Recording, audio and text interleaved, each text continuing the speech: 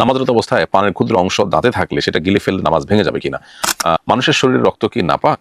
কাপড়ে রক্ত লাগলে কি ধোয়ার পরও দাগ থেকে গেলে অপবিত্র থেকে যাবে?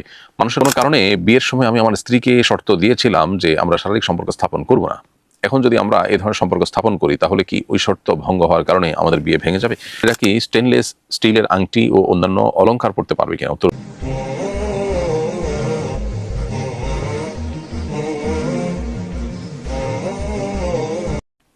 নামাজরত অবস্থায় পানের ক্ষুদ্র অংশ দাঁতে থাকলে সেটা গিলে ফেললে নামাজ ভেঙে যাবে কিনা? যদি চাউলের মতো একটা বা দুইটা চাউলের সমান বা একটা ছোলা বুটের চাইতে কম পরিমাণ হয় তাহলে সেক্ষেত্রে নামাজের কোনো ক্ষতি হবে না। দাঁতের ভেতর থেকে বের হলো আর ওটা গিলে ফেললেন, তাতে নামাজের কোনো ক্ষতি হবে না। যদি এর চাইতে বড় হয় তাহলে সেক্ষেত্রে নামাজ ভঙ্গ হয়ে যাবে, নামাজ আবার পড়তে হবে। মানুষের শরীরের রক্ত কি নাপাক? কাপড়ে রক্ত লাগলে কি ধোয়ার পরও দাগ থেকে গেলে অপবিত্র থেকে যাবে? মানুষের রক্ত বিশুদ্ধ মত অনুযায়ী নাপাক। ফকিদের অনেকে এটার সাথে ভিন্ন মত পোষণ করেছেন, তবে বিশুদ্ধ মত অনুযায়ী মানুষের প্রবাহিত রক্ত যেটা, প্রবাহমান রক্ত যেটা, এটা নাপাক। আচ্ছা, এবং মানুষের শুধু না, অন্যান্য পশুরও প্রবাহমান রক্ত যেটা, সেটা নাপাক। কাপড়ে লাগলে সেটা ভালোভাবে ধোয়ার পরও যদি না উঠে তাহলে সে দাগ থেকে গেলেও সেটা নাপাক থাকবে, তার দাগ থেকে গেলেও সেটা পাক হয়ে যাবে।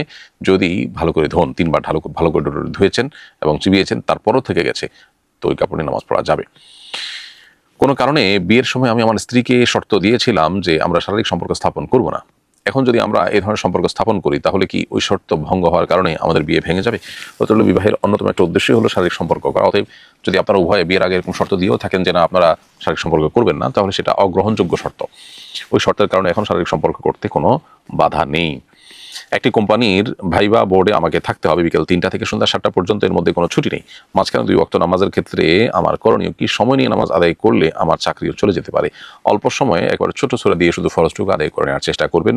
আপনি ওয়াশরুমের ছুটি নিয়ে হলেও ওয়াশরুম করে পাশাপাশি আপনি কোনো রকম শুধু ফরজটুকু আদায় করে চলে আসবেন। সেটুকুও যদি করতে না পারেন, এটুকু করলেও যদি আপনার চাকরি যাওয়ার আশঙ্কা থাকে, তাহলে সেক্ষেত্রে চাকরি সুইচ করে আপনাকে বিকল্প কোনো পথে উপার্জনের চেষ্টা করতে হবে। ফরজ নামাজ যেখানে পড়াই যাবে না সেরকম চাকরি আপনার জন্য করা জায়েজ হবে না। এর পরের প্রশ্ন হলো, নারীরা কি স্টেনলেস স্টিলের আংটি ও অন্যান্য অলংকার পড়তে পারবে কিনা? উত্তর হলো হ্যাঁ, নারীরা স্টিলের তৈরি আংটি বা অন্যান্য অলংকার পড়তে পারবেন। স্ত্রী বলেছেন, আমাকে না জানিয়ে কাউকে টাকা ধার দিলে আমি তোমার হালাল স্ত্রী থাকবো না। এখন স্ত্রীকে না জানিয়ে কাউকে টাকা ধার দিলে আমাদের বিচ্ছেদ হয়ে যাবে কিনা? উত্তর হলো না, এইটুকু বলার কারণে বিচ্ছেদ হবে না।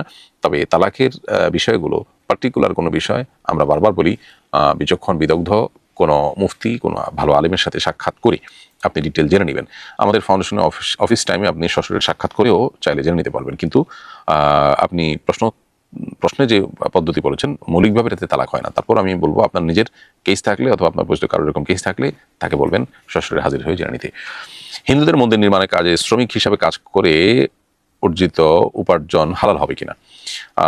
হিন্দুদের মন্দিরে যদি নির্মাণের কাজে আপনি শ্রমিক হিসাবে উপার্জন করেন তাহলে আপনার এই অর্জিত উপার্জন বা আয়, এটা হানাফি ফকিহদের মধ্যে জায়েজ হবে, কারণ 10টা ঘরের মতো এটা একটা ঘর। আপনি ঘর নির্মাণ করলেন, সেই হিসাবে এটা মৌলিকভাবে কোনো নাজায়েজ কাজ নয়। সেখানে মূর্তি নির্মাণ করতে হচ্ছে না আপনাকে, আপনি ঘর নির্মাণ করেছেন, বিধায় এটা জায়েজ আছে এবং এর উপার্জন আপনার জন্য হালাল হানাফের মতো। তবে হাম্বলি ফকিগণ মানে ইবাদত হবে আল্লাহ ছাড়া অন্য কারোর, এরকম জিনিস তৈরি করতে তারা নিষেধ করেন, কারণ আল্লাহ বলেছেন, ওয়ালা তাআওয়ানু আলাল ইসমি ওয়াল উদওয়ান, পাপ এবং সীমালঙ্ঘনের কাজে তোমার কারোর সহযোগিতা করো না। আপনি এটা নির্মাণ করে মূলত তাদের পূজার কাজে বা শিরকের কাজে সহযোগিতা করছেন, ফলে সেটা জায়েজ নয়। এই মাত্র আমার কাছে নিরাপদ মনে হয়। নামাজের মধ্যে বিদ্যুৎ চলে গেলে হাতের কাছের সুইচ টিপে লাইট জ্বালালে কি নামাজের ক্ষতি হবে? যদি অন্ধকারের মধ্যে নামাজ পড়তে ভয় লাগে এবং খুশু রক্ষা করা কঠিন হয়ে যায়, তাহলে আলতোভাবে পাশেই যদি সুইচ থাকে, যে আলতোভাবে আপনি সুইচ দিয়ে দিলে আমলে কাসির হবে না। অর্থাৎ আপনি নামাজ থেকে নামাজের বাইরে আছেন, হাঁটাহাঁটি করছেন, এরকম বোঝা যাবে না। সুইচের খুব কাছে আছেন, হাত দিয়ে আলতো করে দিয়ে দিলেন, তাহলে এটা করতে পারবেন, এতে নামাজ নষ্ট হবে না। আর যদি আপনি একেবারে এমনভাবে 2 হাতে ওদিকে ফিরে আপনার সুইচ টিপার দিকে মনোযোগ দেন, এক জায়গায় হেঁটে আরেক জায়গায় যান, তাহলে সেক্ষেত্রে আপনাকে দেখে যে কেউ বুঝবে আপনি নামাজে নাই। তো সেই ধারণা যদি কারোর মধ্যে তৈরি হয়, সেভাবে যদি আপনি হাঁটাচলা করেন, তাহলে সেক্ষেত্রে নামাজ ভঙ্গ হয়ে যাবে।